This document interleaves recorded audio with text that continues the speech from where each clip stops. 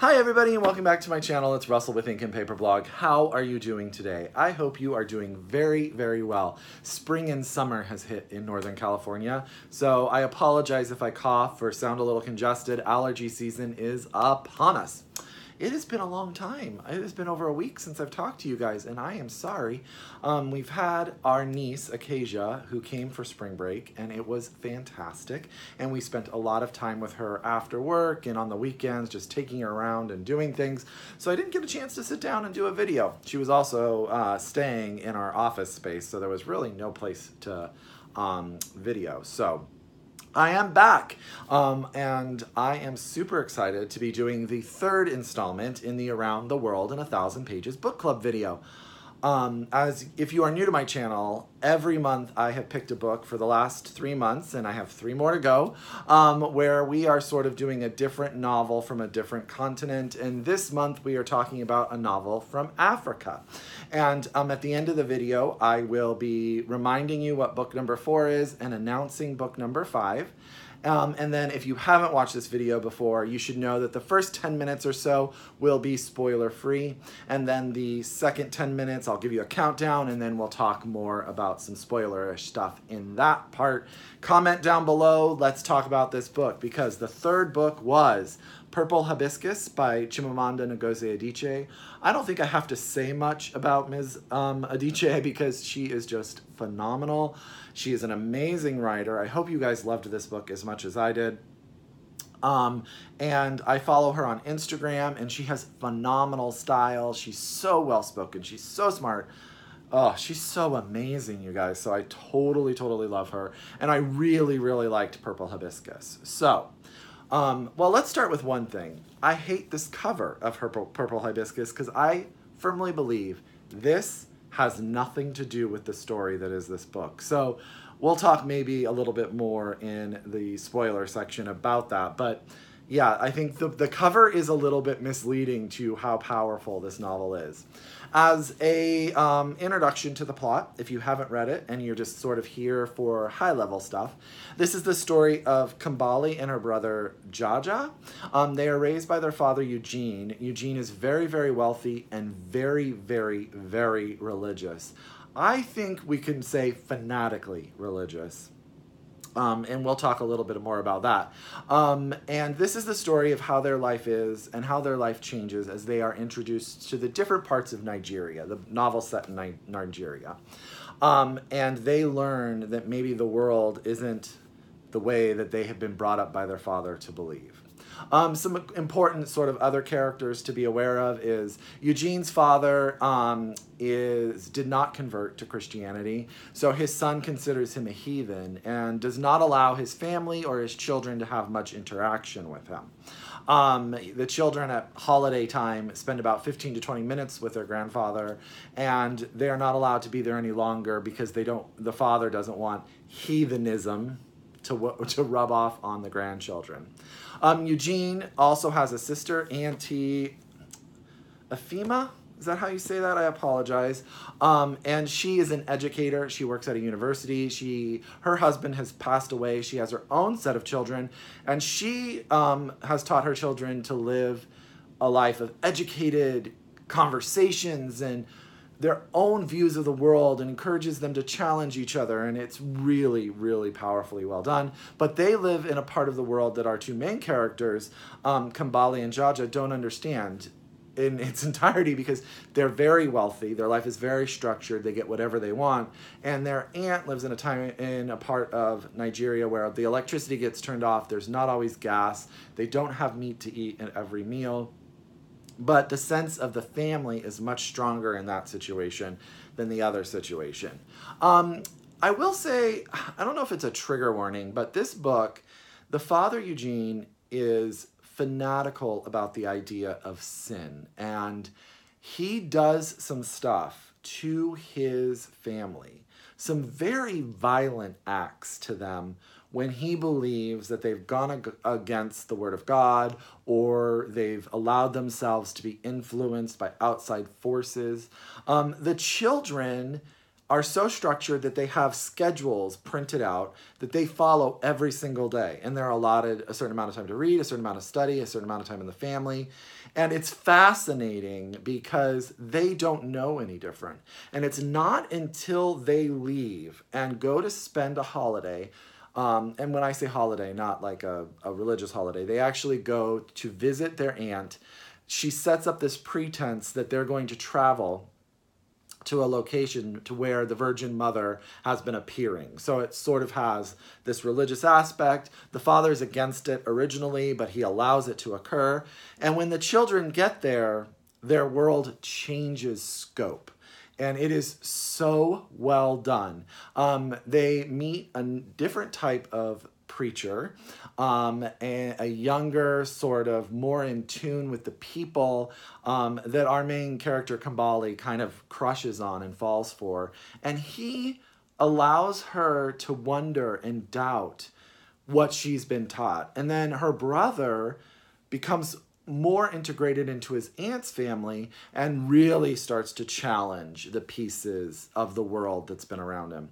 Kambali and Jaja's mother is also a character, and she is tragic. She is tragic. She has been so beaten down by her husband that the atrocities that occur, she almost can explain them away without even thinking about it. Excuse me. And she's sort of scared of the idea of leaving or losing him. And not sort of scared. She is scared enough to get the gumption to think that the wife needs to change and then not be able to sort of do anything with that. The writing, I was interested. This is now the third novel that I've read by Chimamanda. I have read Half of the Yellow Sun. I have read Americana. Both of them are excellent. And then I've also read her We Should All Be Feminists and her letter to her friend on how to raise a feminist. I have not read her short story collection. So I feel, though, like I've read a lot of her work. And she definitely graduated between Purple Hibiscus to Half of the Yellow Sun into a more sophisticated literary writer. This book is beautifully written. It's simple and it's very readable. So it never gets in the way of itself. The language never gets in the way of the story. And she does an excellent job. If you really like sort of that one character that you can sort of latch onto, Kambali is that. She develops her in such a way that you get so into who she is and who she wants to become and her thoughts, because she's very conflicted between her religious upbringing, the love she has for her father. Her mother and her are very similar, and her brother too. They believe the atrocities that their father does to them are only out of love. So they forgive them in a way. And it's when the novel turns, when they start to determine that maybe it's not out of love. Maybe they don't have to accept the way their father is to them. The other really interesting thing is the novel is layered on top of this political upheaval that is happening in Nigeria, where a coup has sort of occurred and the government is pushed out and a new government comes in. And the father, Eugene, runs a newspaper and has an editor who is very upfront and antagonizes the new government. And there's a lot that goes on that I am not going to spoil for you in the non-spoiler section, but we're definitely going to talk about it in the next section. That is really, really, it's just interwoven into the story so well. So if you haven't read anything by Chimamanda Ngozi Adichie, yes, this is a great place to start. And I wouldn't stop here because I think her second book, I think, is her best book. I think Americana is brilliant in its own right. Her nonfiction is so good. But this book is an easy in to who she is as a writer, the themes that she tackles. My problems with it in the non-spoiler section are, other than the main character, The other characters are a little flat in that they have sort of a purpose and a place, and they don't round out as well as Kambali does. And the brother especially, who I was really drawn to, and his sort of internal conflict came off, and maybe because Kambali is looking at it this way, so we don't get into his head, but because of that, I felt a little bit distanced from him. But in no way does that blow any reason to not read this excellent, excellent novel. And by the end of it, you are definitely attached to every person in the book. So I hope you read it. Now, I'm going to start talking about spoilers. So if you haven't read the book, now's the time to turn it off in 5, 4, 3, 2, 1. Spoiler section starting. Okay, guys, let's talk about Eugene. I had to put the book down when he poured the hot water on his children's feet. I couldn't handle it. And the things he does, he caused 2 miscarriages to his wife by beating her. He does these horrible things to his children with their feet. You find out that he broke his son's, is it pinky finger, I believe, so deformed that it never reshaped. And I don't know about you, but this act of contrition that occurs after each of these events, I don't buy it. He has built it in his head where he is doing it for their own good, so he's sorry that he has to do it, but he feels he needs to do it so that they don't lose their way from God.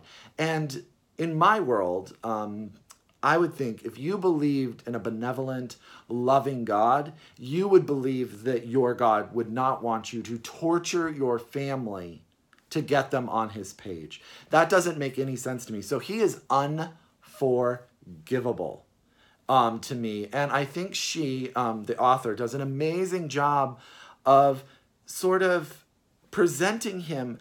As a reader, you definitely, I don't think, have any sympathy for him. If you do, I would love to talk about that. But the way that the family looks at him allows you to understand the complexity of the relationship, and also the complexity of their relationship with religion, which is very interesting because the father, Eugene, is saved at a young age, right? And he feels that that changed the course of his life. So he is unapologetic in his devotion. And his children and his wife have been brought up, and his wife has been, I'm going to use the word brainwashed. It may not be the right word, but to believe that everything that he does really is for their benefit. In the section when she comes to the aunt's house, and I actually almost believed that she was going to leave her husband, I didn't 100% believe it. But I was rooting for her to make that decision to leave her husband, weren't you? But then I could see the wheels turning in her head.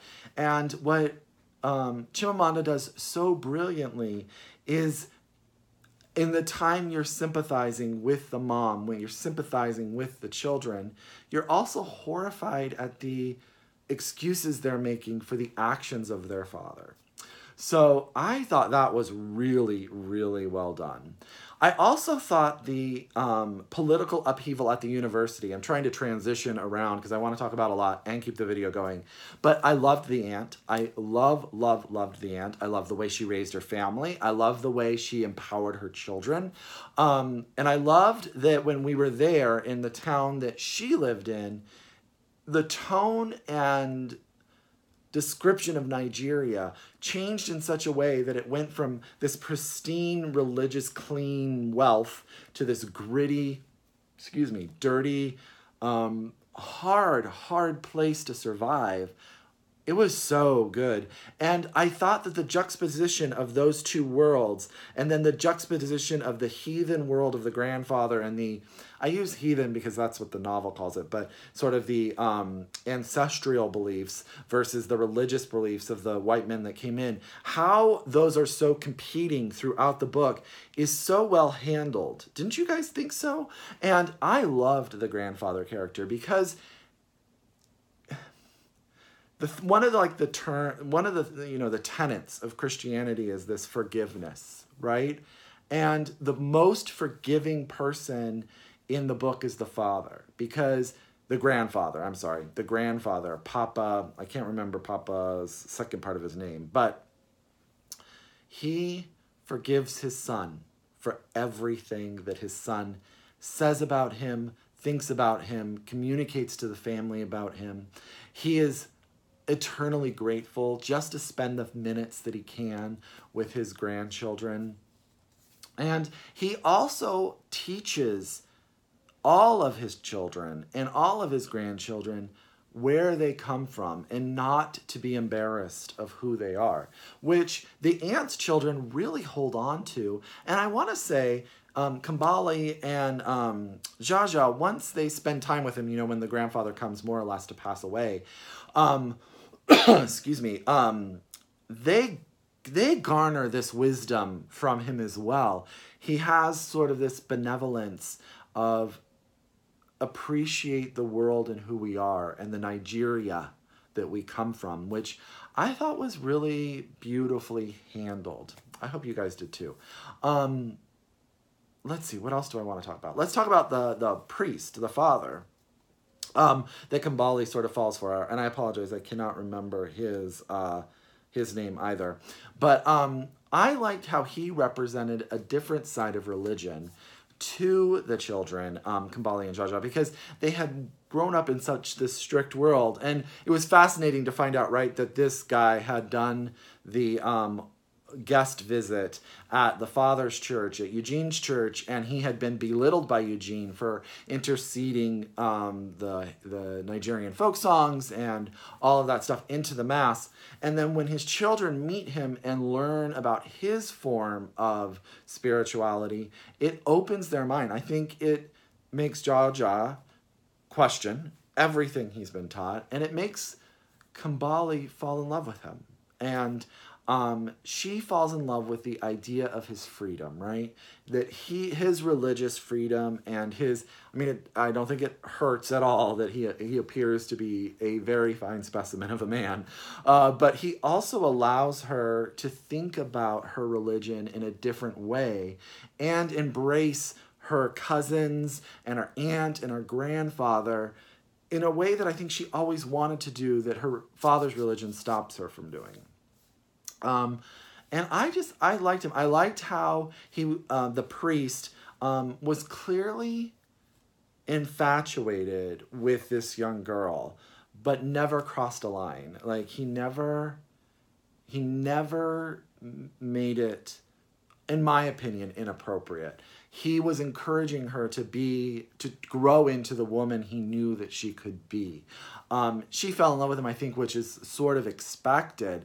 But that was really well handled. I really loved that relationship and his empowerment of her as a young girl and who she was going to grow up to be. I thought that the sections, the hardest part for me to reconcile about Eugene the father was also the political angle and the newspaper and how he took care of the family of the editor and how he fought for all this stuff. It was just like, this man was not a good man to his family, but from the outside in, he was an amazing man to people that weren't related to him.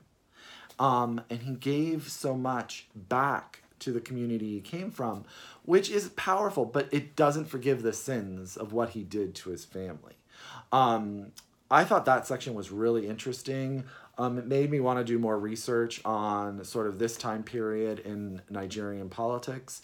And I think what Chimamanda Ngozi Adichie does is she, all of her books, juggles history and politics and social commentary with just a very solid story, characters that you grow to really love, and development of ideas. And she just does this, and it becomes so seamless that I think that she's an amazing writer. I have never, ever read something by her that I haven't walked away in awe. And you know, it's funny, was it the back or is it the front of this?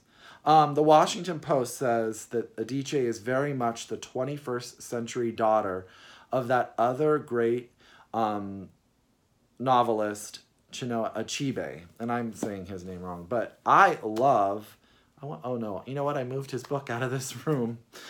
Things Fall Apart. I love that book. And you know what? He does the same thing.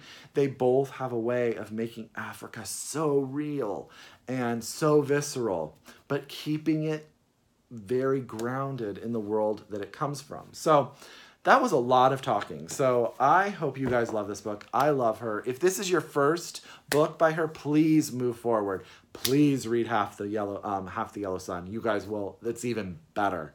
And I'm really, really, really glad that I finally got to take Purple Hibiscus off my TBR and check it off.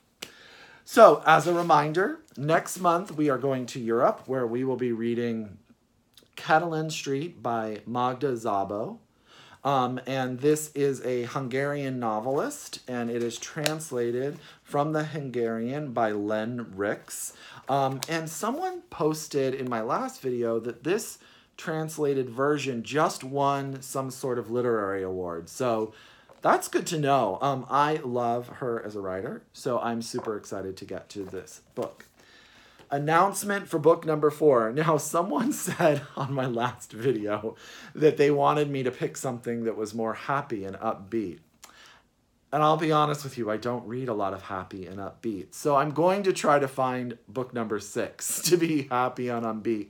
I don't know that book number 5 doesn't have happy and upbeat moments because I haven't read it, but I'm just going to say, normally, I don't read those kind of books, so I will try, I promise. But I am going to mix it up a little bit, and we are going to move to Australia, where we are going to read a short story collection. And we will be reading Foreign Soil by Maxine Beneba Clarke. Now, this is also out in paperback. I have the hardback copy, but the paperback is out, so don't feel like you're only going to get this. And it's been out for a while, so you should be able to get it at your library if you need be. Now, this is a collection of short stories, and I'm just going to read you a little about Maxine Beneba Clarke because she lives in Melbourne, Australia, and this book originally won the ABIA for Literary Fiction Book of the Year in 2015 and the 2015 Indie Book Award for Debut Fiction. She was also named one of Sydney Morning Herald's Best Young Novelists for 2015 and was awarded the 2014 Hazley Rowley Literary Fellowship Scholarship. Foreign Soil is her first book. She also has a memoir called The Hate Race, which is supposed to be fantastic. And this is a collection of short stories set in Australia. Now, my friend, and your friend too, Simon Savage, read the first story in this collection called David, and he told me that it was brilliant. It stopped him. It was so good. So I am super excited. It is not super long. The book itself is just over like 240 pages, but it is a collection of short stories, so you'll be able to break it up. So this will be book number 5. We will head to Australia. So I hope you loved Purple Hibiscus by Chimamanda Ngozi Adichie.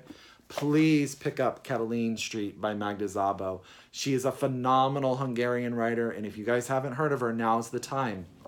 And then join us 2 months from now in the month of May, where we read Foreign Soil by Maxine Beneba Clarke. As always, if you are a return subscriber, thank you so much. Welcome back. If you're new to my channel, please subscribe. I hope you liked this video. As always, happy reading, and until next time, I'll talk to you later. Bye.